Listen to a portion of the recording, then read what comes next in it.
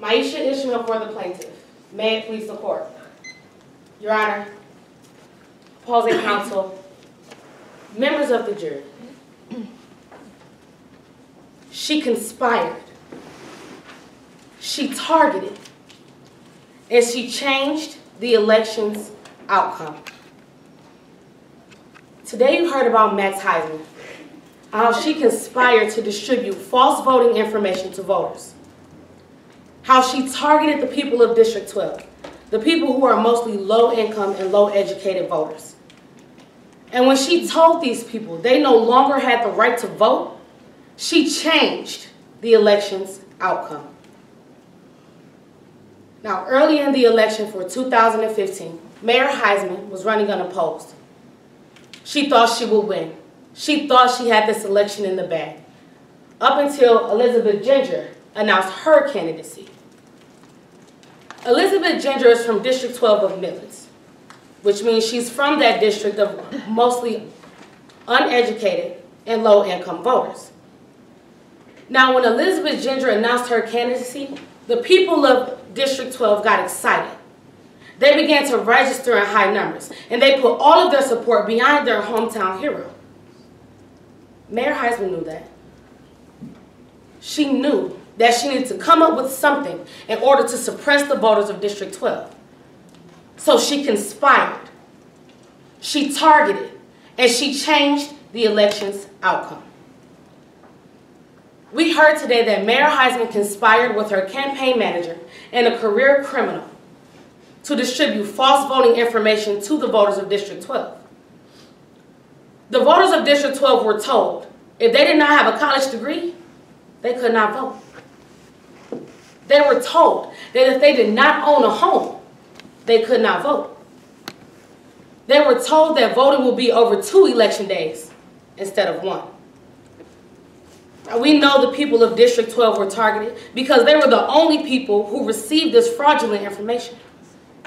They were the only people who received these flyers, phone calls, text messages, trying to deter them from voting.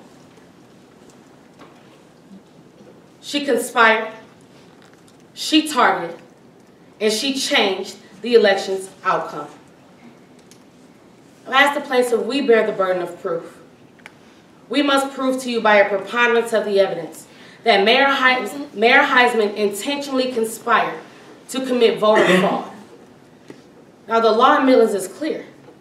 A person conspires with another when they come up with a plan, and either one of those people take an overt action in that plan. Simply put, if you find that Casey French was acting upon a plan approved by or written by Mayor Heisman, you must find her liable for election fraud. Let's talk about the conspiracy. The conspiracy began on January 10th. On January 10th, the campaign office of Mayor Heisman had a meeting. They knew that Elizabeth Ginger was gaining a lead in the polls. They knew that her main supporters were the people of District 12. So what did they decide to do?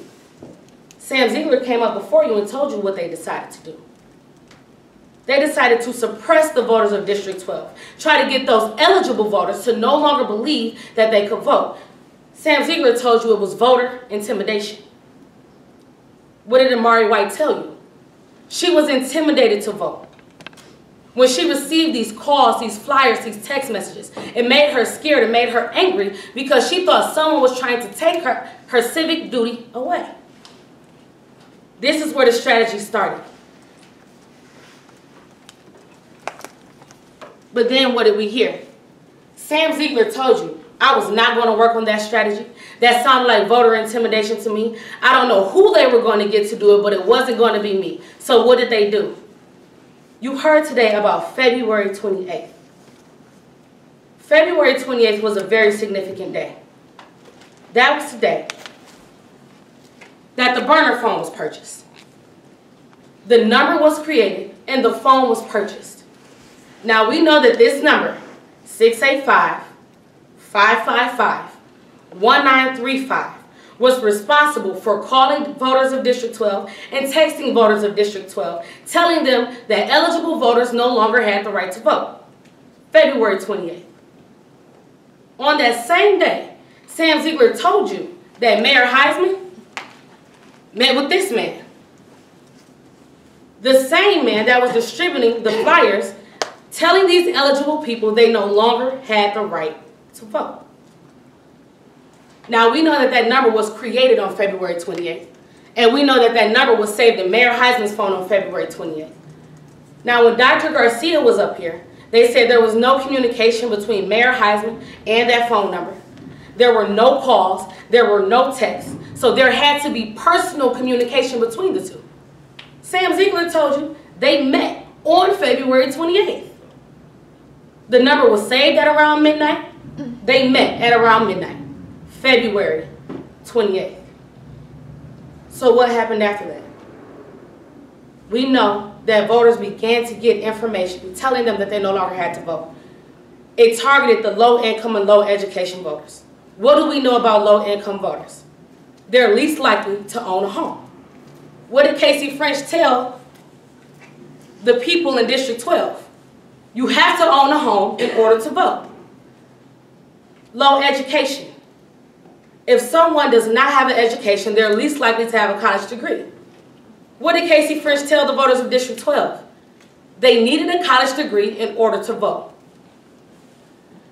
We know where the strategy started, and we know that Casey French acted upon that plan. Mayor Heisman conspired. She targeted, and she changed the outcome of the election.